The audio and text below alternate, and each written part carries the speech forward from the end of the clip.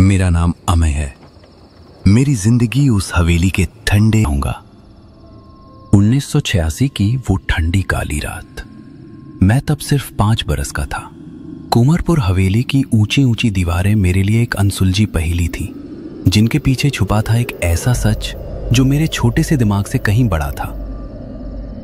उस रात हवेली की खामोशी में कुछ टूट रहा था। शायद मेरे पिताजी का दिल या फिर उनकी जिंदगी। मैंने उन्हें देखा, अकेले, शराब के गिलास में खोए हुए, जैसे वो किसी अनदेखे साए से जंग लड़ रहे हों। उस रात कुछ था जो उन्हें डरा रहा था, कुछ जो शायद आज भी मुझे डराता है। फिर से क्यों आ गई? मैंने तो कहा था ना, ये सब अब खत्म हो चुका है। तुझे यहां नहीं होना चाहिए, तुझे तो मर जाना चाहिए था।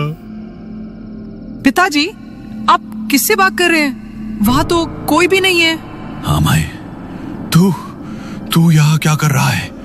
जा अपने कमरे में जा अभी। पिताजी, मुझे डर लग रहा है। वो आवाज क्या है? कुछ नहीं है, कुछ भी नहीं। वो बस हवा है। हाँ हवा। तू बस चुपचाप अपने कमरे में जा। अमय अपने कमरे की ओर चल जाता है। पिताजी डगमगाते हुए दरवाजे की ओर बढ़ते हैं और एक हल्की सी फुसफुसाहट सुनाई देती है।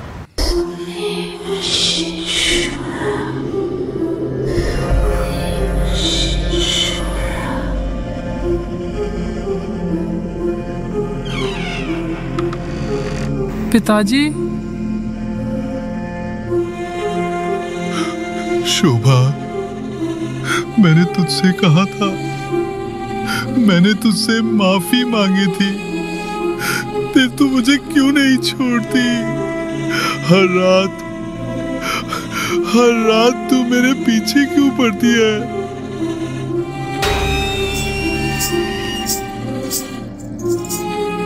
बस कर, मैं और नहीं सह सकता।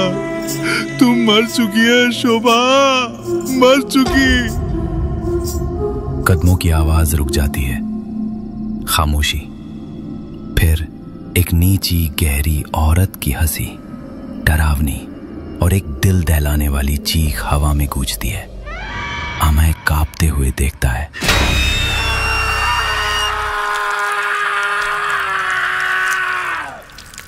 मेरी माँ और मेरी बहन रो रही हैं और पिताजी का शव झूमर से बंधी रस्सी पर लटक रहा है, हल्के से हिल रहा है और दीवार पर लाल अक्षरों में लिखा है, मैंने उससे प्यार किया था लेकिन वो नहीं मानी। उस रात मैंने अपने पिताजी को खो दिया, लेकिन उस रात की वो चीख, वो साए, वो लाल चूड़ी, वो मेरे साथ रह गए। मैंने सोचा था कि ये सिर्फ एक बच्चे का डर है, लेकिन अब इतने साल बाद मुझे लगता है वो शोभा थी और वो कभी नहीं रही। 1996 की वो गर्मी। मैं 15 साल का था और कुंवरपुर हवेली का साया मेरे दिल पर और गहरा हो चुका था। पिताजी की मौत के बाद माँ कभी पहले जैसी नहीं रही। उनकी आंखों में वो चमक गायब थी जो कभी मुझे कहानियां सुनाते वक्त झलकती थी। अब वो मंदिर नहीं जाती थी, पूजा पाठ छोड़ चुकी थी। हवेली की दीवारें जैसे उनके साथ साथ सांस लेती थीं और हर रात मुझे लगता था कि वो दीवारें कुछ छुपा रही हैं। उस साल 13 अगस्त की रात करीब आ रही थी और माँ की बेचैनी मुझे डराने लगी थी। मुझे नहीं पता था कि वो डर किसका था, लेकिन अब इतने साल बाद मुझे लगता है वो शोभा थी जो फिर से लौट आई थी। वो वापस आ गई है। मैं जानती हूँ वो मुझे छोड़ेगी नहीं। अब लगता है मेरी बारी है। माँ, आप क्या कह रही हैं? कौन आ गई है? आप ठीक तो है ना? अमय, तू नहीं समझेगा। शोभा, वो औरत जिसने मेरा सब कुछ छीन लिया था, वो यही है। मैंने उसे देखा, रात को उस लाल साड़ी में। शोभा कौन है माँ? आप बार बार उसका नाम क्यों ले रही हैं? क्या हुआ था? वो तेरे पिताजी की जिंदगी में आई थी। उसने सब बर्बाद कर दिया और अब वो मुझसे बदला लेने आई है। मैंने जो किया वो उसे भूलने नहीं देगा। वो हर रात मेरे पास आती है, मेरे सपनों में, मेरे पीछे। वो लाल साड़ी, वो चूड़ियों की खनक। अचानक ऊपर की मंजिल से एक तेज थप की आवाज आती है, जैसे कोई भारी चीज गिर गई हो। अमय और मां दोनों चौंक जाते हैं। एक पल के लिए लाल साड़ी का एक कोना लहराता दिखता है, फिर गायब हो जाता है। मैंने तुझसे कहा था अमय, वो मुझे लेने आई है। तू यहाँ से चला जा। ये हवेली ये किसी को नहीं छोड़ती। 13 अगस्त 1996 की रात। हवेली में घुप अंधेरा। बाहर बारिश की बूंदें खिड़कियों पर टकरा रही हैं। अमय मां के कमरे के बाहर खड़ा है। मां ने दरवाजा अंदर से बंद कर लिया है। अमय दरवाजा पीट रहा है। मां, दरवाजा खोलो। मां प्लीज, आप अंदर क्या कर रही है? कमरे के अंदर से जोर जोर से रोने की आवाज सुनाई देती है। अचानक एक ठंडी करुण आवाज गूंजती है, जैसे कोई औरत फुसफुसा रही हो। तूने मुझे छीना, अब मेरी बारी है। मां, ये क्या आवाज थी? मां प्लीज दरवाजा खोलो। दरवाजा जोरदार धड़ाम के साथ खुलता है। अंदर मां फर्श खून से लथपथ पड़ी हैं। उनकी गोद में वही लाल साड़ी है जो तस्वीर में थी। उनकी आंखें खाली, बेजान। दीवार पर खून से लिखा है, तूने मेरा सब छीना। पास में टूटी हुई चूड़ी पड़ी है और कमरे में अगरबत्ती की तेज महक फैली हुई है। उस रात मैंने अपनी मां को खो दिया, लेकिन वो लाल साड़ी, वो चूड़ियों की खनक, वो दीवार पर लिखा संदेश, वो मेरे जहन में बस गए। मैं समझ नहीं पाया कि शोभा कौन थी और मां उससे इतना क्यों डरती थी।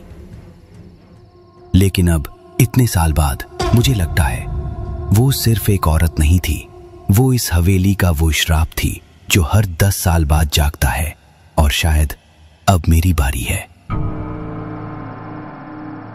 2006 का वो साल।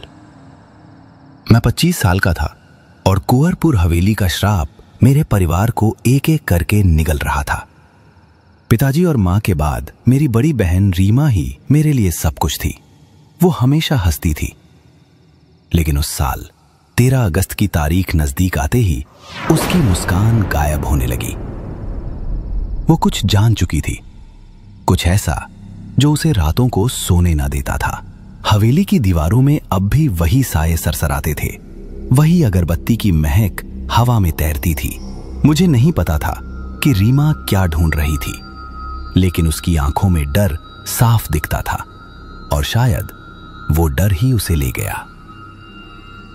अमय, क्या तूने कभी सोचा है कि माँ कभी तुझसे वैसा प्यार क्यों नहीं करती थी जैसा मुझसे? तुझे नहीं लगता कि इस हवेली में कुछ गलत है, कुछ जो वो हमसे छुपाती थी? पता नहीं दी, शायद मैं बचपन में कमजोर था, या शायद माँ को मेरी शक्ल से पिताजी की याद आती थी। लेकिन तू ये सब क्यों पूछ रही है? तुझे क्या हुआ है? मैंने कुछ देखा अमय, उस पुराने स्टोर रूम में कुछ कागजात, कुछ पुरानी तस्वीरें। माँ ने शोभा के बारे में कुछ लिखा था और पिताजी ने भी। वो इस हवेली में थी अमय, और मुझे लगता है वो अब भी यहीं है। दी, तू भी ना, ये बस पुरानी बातें। शोभा कौन थी? माँ हमेशा उसका नाम लेती थी, लेकिन मुझे तो कुछ समझ नहीं आता। तू इतना क्यों डर रही है? अमय, तू नहीं समझ रहा। मैंने रात को उस कमरे से आवाजें सुनी, चूड़ियों की खनक, जैसे कोई औरत रो रही हो, और दीवार पर कुछ लिखा हुआ था खून से। सच्चाई छुपती नहीं।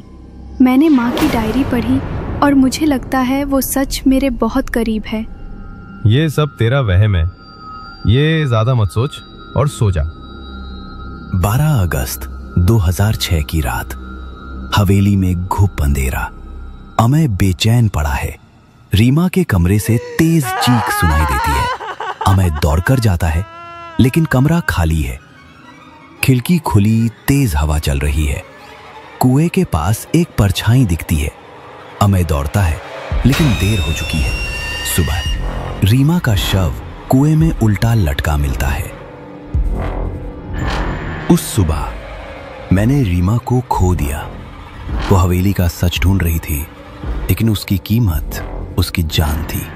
लाल साड़ी, खून से लिखा संदेश, चूड़ियों की खनक, ये सब मेरे साथ रह गए। शोभा कौन थी, रीमा ने क्या जाना, मुझे नहीं पता।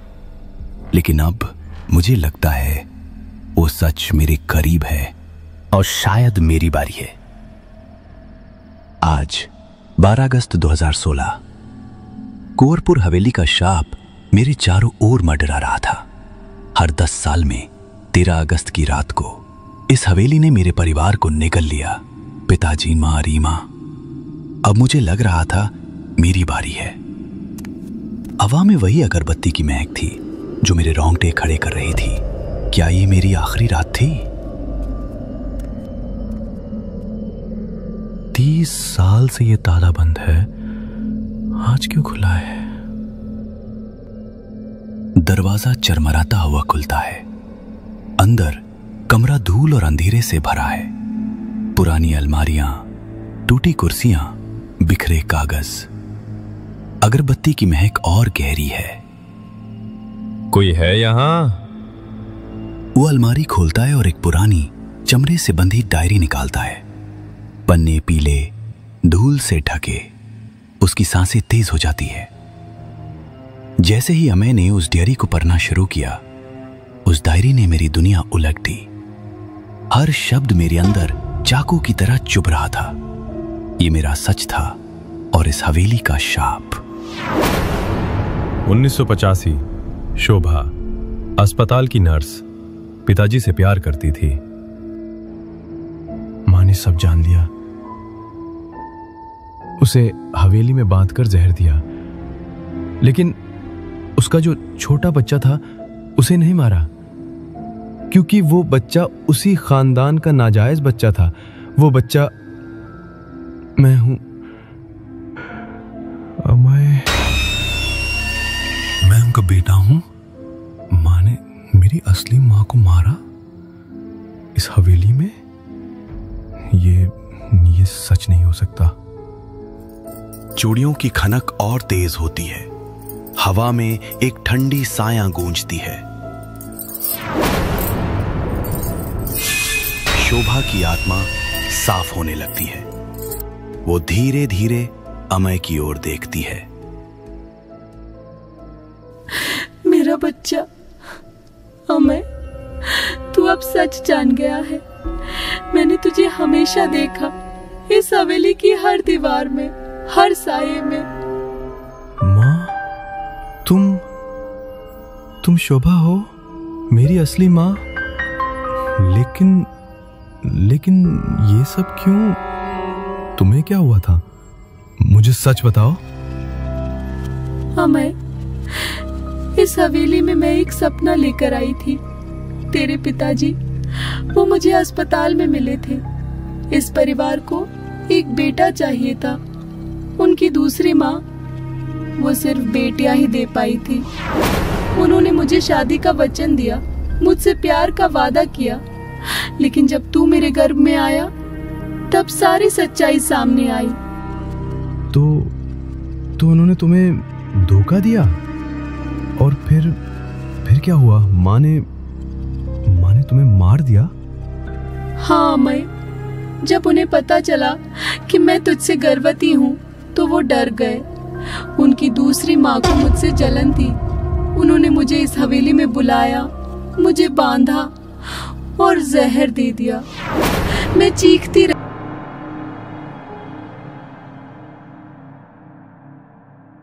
आप सभी प्यारे सब्सक्राइबर्स का दिल से धन्यवाद। आपके प्यार और समर्थन के बिना हम यहाँ तक नहीं पहुँच पाते। अब हमारे पास एक और नया चैनल है, love FM, animated love stories. हम आपसे अनुरोध करते हैं कि वहां भी अपना प्यार जरूर दिखाएं, हमारी कहानियां देखें और चैनल को सब्सक्राइब करें। आपका साथ ही हमारी सबसे बड़ी ताकत है। धन्यवाद। चैनल की लिंक डिस्क्रिप्शन में है, जरूर देखिए और सब्सक्राइब करना मत भूलिए।